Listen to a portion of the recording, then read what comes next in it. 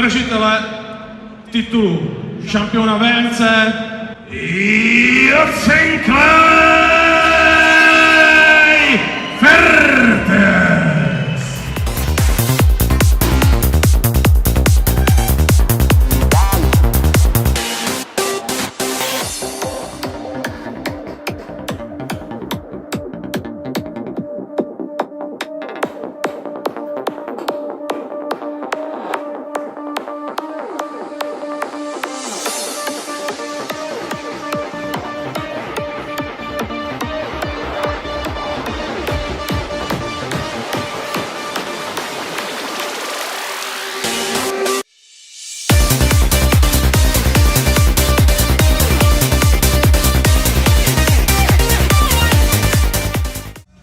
Poté pak už přišel na řadu vyzývatel Vladimír Moravčík. Vyzývatelem v tomto utkání je za Slovensko a za Banskou Bystrici Vladimír Drákula Moravčík.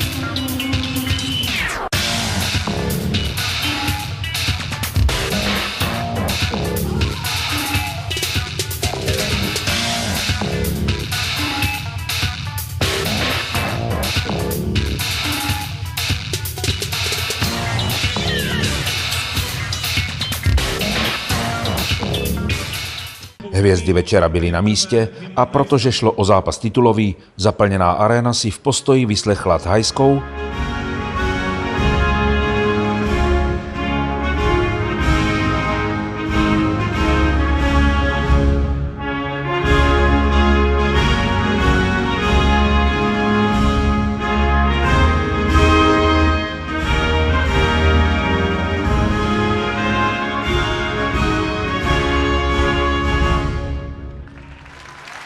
a po ní i slovenskou hymnu.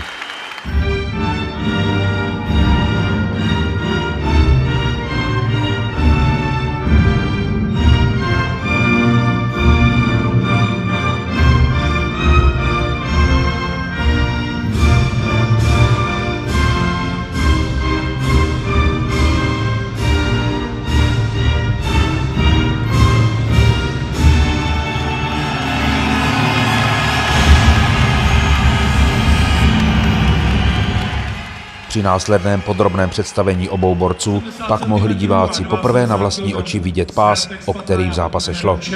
Má na svém kontě 266 zápasů, 182 vítězství, 146 KO, 5 remíz a 9... Aktéři samozřejmě předvedli své variace na rituál Vajkru. Pojďme si k tomuto tradičnímu rituálu něco málo říct. V minulosti každý bojovník Muay Thai musel ukázat Vajkru před každým cvičením.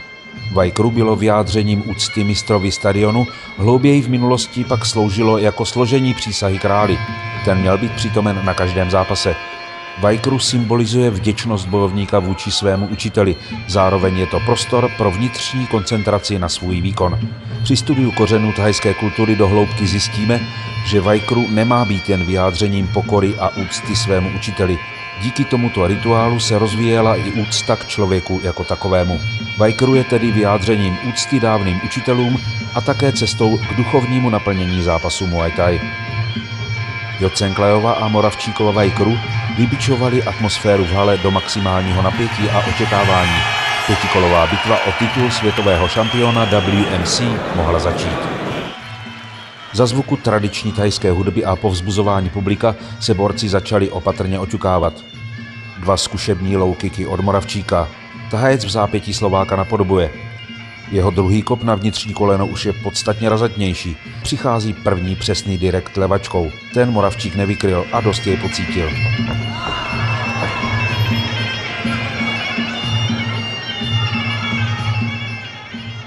Snaží se kontrovat, ovšem jeho rukavice však soupeře míjí.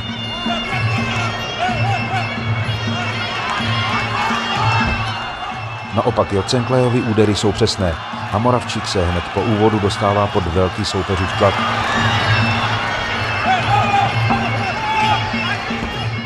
Publikum vycítilo, že tento vývoj není pro domácího borce příznivý a jalo se jej hlasitě povzbuzovat. Vlado se vrhá do útoku, několik úderů rozdává, ale jeho krytí je nedokonalé a jeden Thajcův zásah roztrhl jeho pravé obočí. Následuje nutné ošetření lékařem.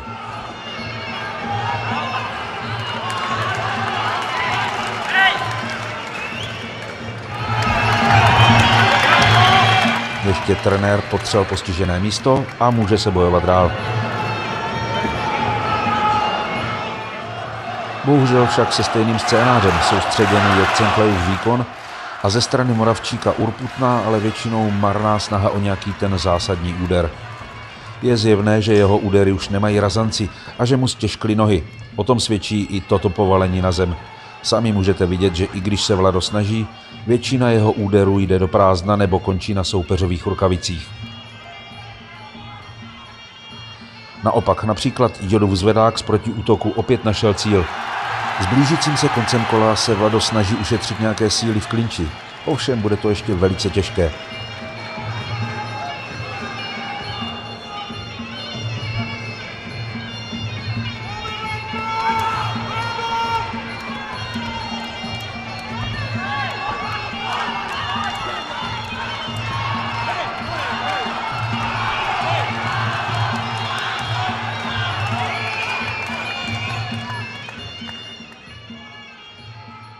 Zvlášť když se mu opět spustila krev z obočí. Rozočí postižené místo otírá a pokračuje se v boji.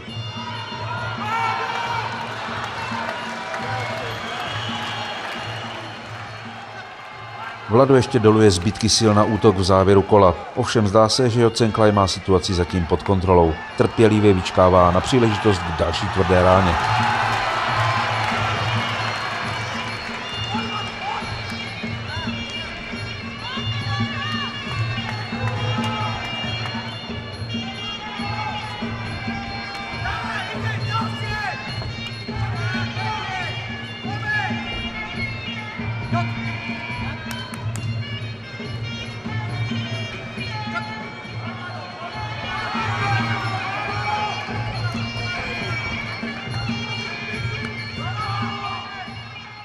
Gong a ze strany Moravčíka hodně nepovedené kolo končí.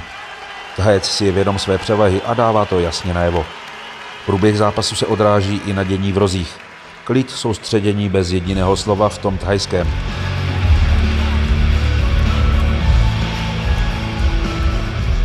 Vlévání sil, ošetřování ran a nezbytné instrukce do dalších kol v rohu slovenském.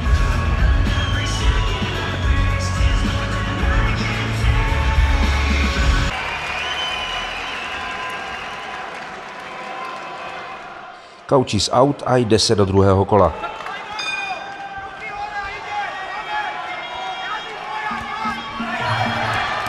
Moravčík se snaží nastřádanou energii z přestávky okamžitě využít a jde do útoku. Ovšem Jochenklaj je velezkušený borec a bez větších potíží tento atak ustává.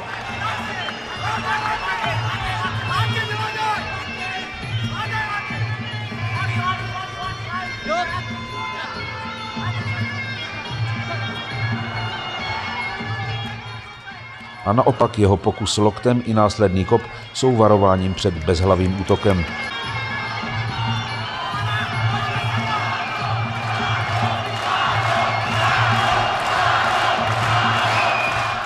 Vlado, povzbuzovaný domácími diváky, toto kolo začíná soustředěněji než to předchozí a konečně některé jeho rány nachází cíl.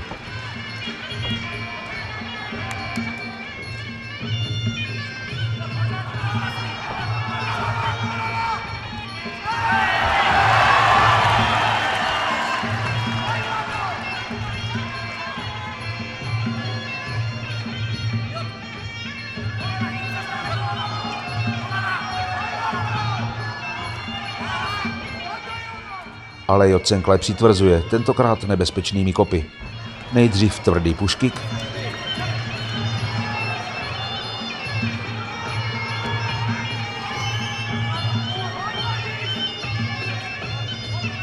v zápětí tvrdý a přesný high kick, po kterých následuje série přesných boxerských úderů.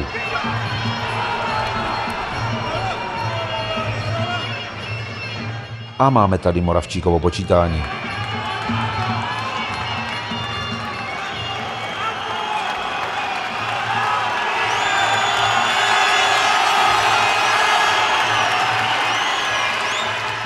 Zápas pokračuje, ovšem je jasné, že pokud se nestane nic nečekaného, je Tajcovo vítězství jen otázkou času a nějakého vydařeného úderu či kopu.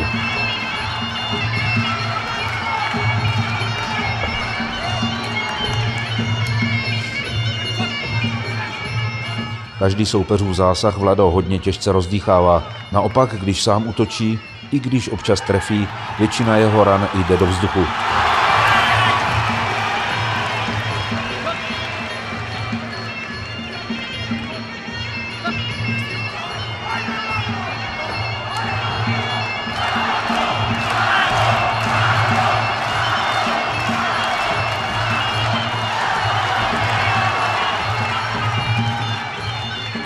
Přesto si slovenský běc zaslouží uznání. Po tolika ranách, které jsou zřetelně vidět v jeho obličeji, stále bojuje a snaží se vydržet. A je tu konec druhého kola.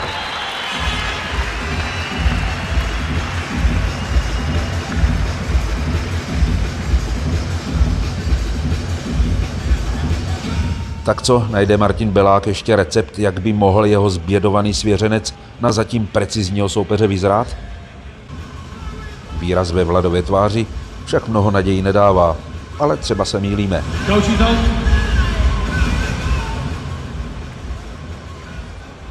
Pozbuďte svého borce do třetího kola! Začátek třetího kola opět přináší obrovskou Moravčíkovu snahu o zvrat. Vrhá se na soupeře ze všech svých zbylých sil.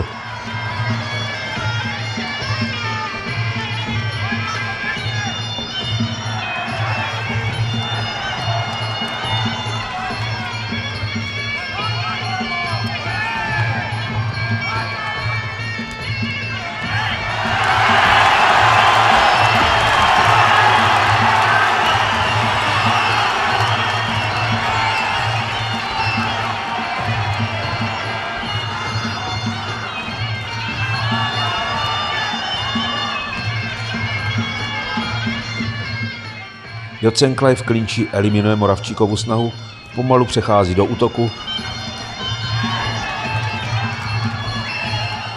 a přesnými ranami opět získává drtivou převahu.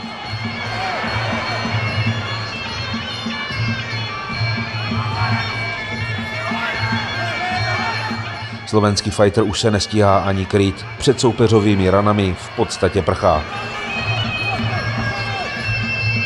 Rozhodčí Moravčíka opět počítá.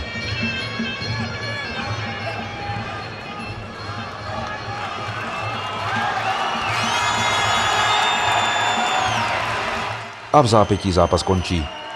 To se sice Moravčíkovi nelíbí.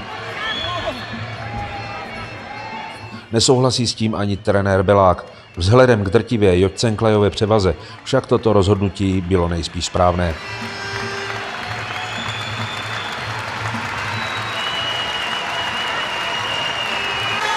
A poprosím Arpáda Šarkézyho, aby přišel do ringu.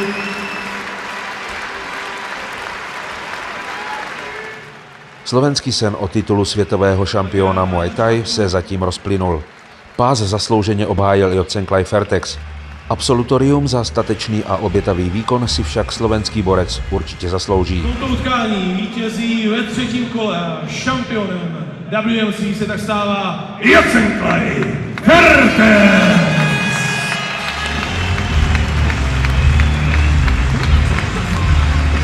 Pás předává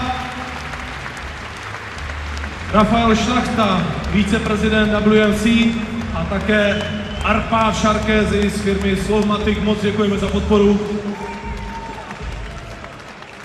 Dnes byl prostě o tak lepší, ale váš potlesk patří srdci tohoto města Drákulovi, Vladimíru Moravčíkovi.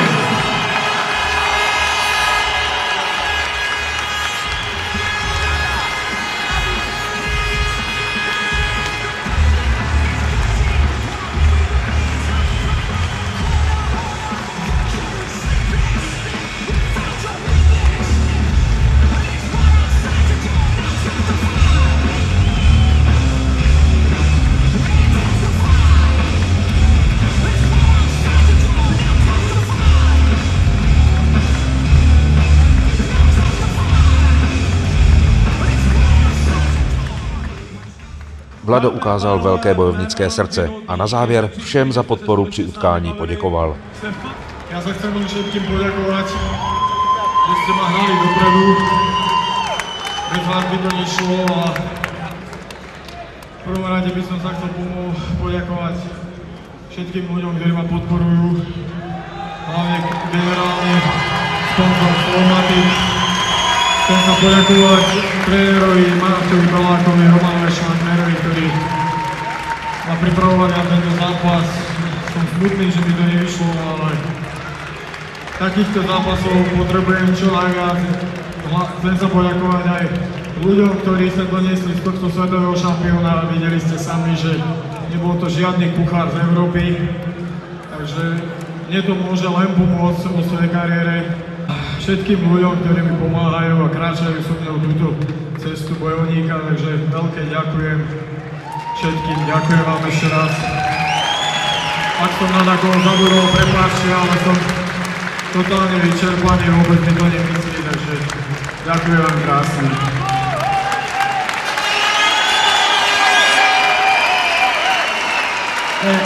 Ladies and gentlemen, we are very happy to have this title here, but I would like to say something and he will translate. That in sport, one time you win, the second time you lose. But Vladimir showed us today that he won by head, that he did great fight.